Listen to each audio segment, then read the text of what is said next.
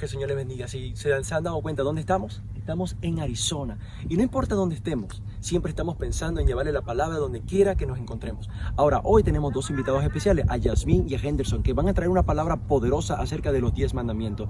Quiero que estemos ready para escucharles, para entender y para poner esa palabra en nuestros corazones. Vamos a orar para empezar entonces nuestro servicio. Padre, en el nombre de Jesús, te damos toda la gloria y toda la honra. Te bendecimos, Señor, y te damos gracias. Ayúdanos, Señor, a que estos 10 mandamientos, que tu palabra, Señor, pueda ser refrescada en nuestros corazones, en nuestras mentes, Señor, para que estos niños puedan aprenderla y ponerla por obra cada día. En el nombre del Padre, del Hijo y del Espíritu Santo. Gracias, y vamos entonces a comenzar el servicio. Amén.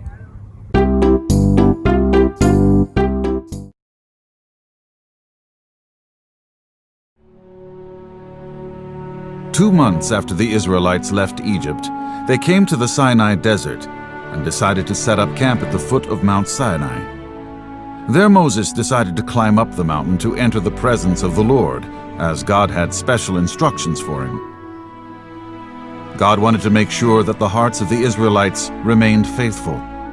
He gave Moses instructions to tell the Israelites to obey him and thereby always be under his guidance and protection. To this, the Israelites agreed. There, after their exodus out of Egypt, the Israelites journeyed for 40 years in the desert. They quickly forgot all the signs and wonders God had done. Their disobedience and complaints rose to new heights, and their hearts began to harden. There on the mountaintop, God wrote 10 commandments that all Israel were to follow. He also instructed Moses in many other regulations and matters that would help him lead the people of Israel. If they obeyed these rules, God's blessing and protection would be with them.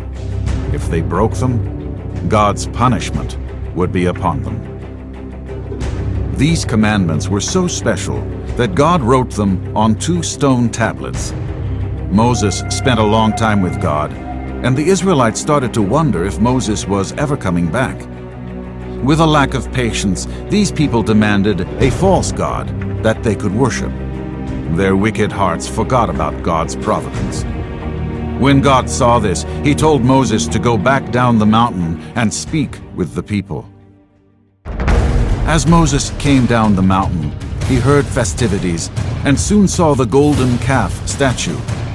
There the Israelites were, dancing and shouting before this false god. It was an atrocious sight to behold. God's own people, whom he so powerfully rescued only 2 months ago, turned their hearts from him and were worshiping a false idol. Moses was so angry that he threw the 2 stone tablets to the ground, smashing them to smithereens. How could these people be so ungrateful? How could they so quickly forget how God delivered them from the hands of the Egyptians?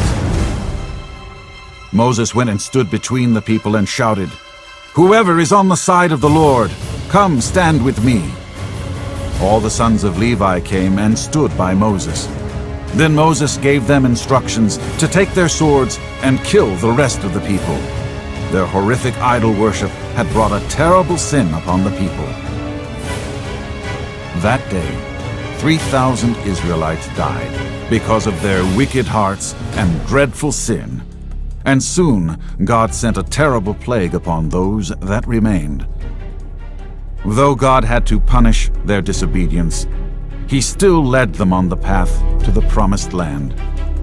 His forgiveness and mercy still upheld the remaining Israelites.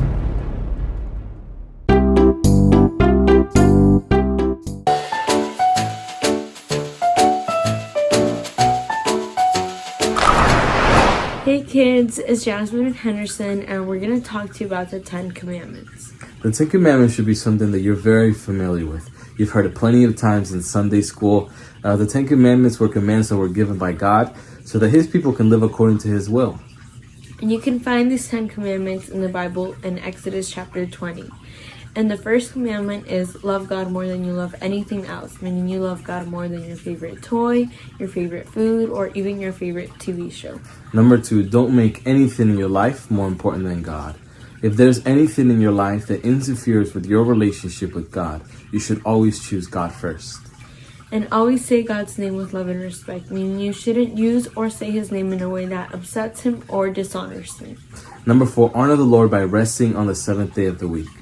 And 5th, love and respect your mom and dad, meaning you should be obedient to them and always be respectful towards them. Number 6, never hurt anyone.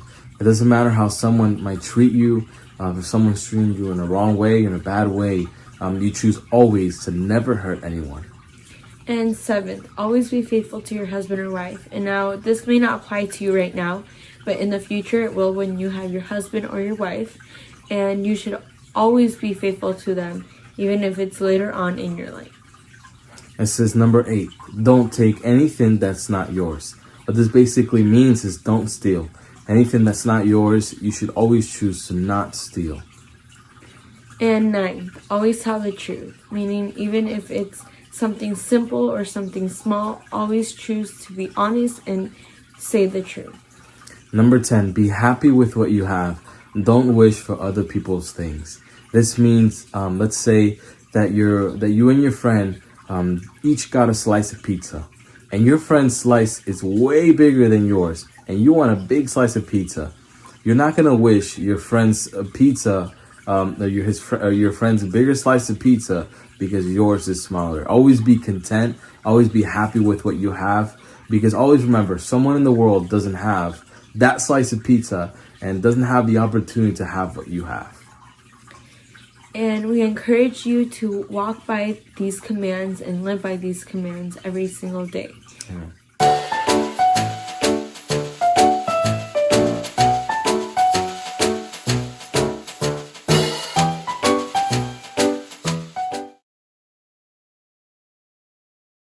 Gracias Henderson y gracias Jasmine por esa excelente lección de los 10 mandamientos. Niños, espero que hayan aprendido esta lección y la vamos entonces a poner por obra. Vamos a orar para que Dios nos ayude a que si no estamos poniendo en práctica esos 10 mandamientos, que Dios nos ayude, que el Espíritu Santo nos dirija para hacerlo cada día. Padre, en el nombre de Jesús, te damos toda la gloria y toda la honra. Yo te pido, Señor, ahora que cada niño pueda ahora poner en obra, Señor, en práctica estos 10 mandamientos cada día de su vida. Te lo pedimos, Señor, en el nombre del Padre, del Hijo y del Espíritu Santo. Amén. Si hiciste esta oración, gracias y nos vemos entonces el próximo domingo. Dios te bendiga.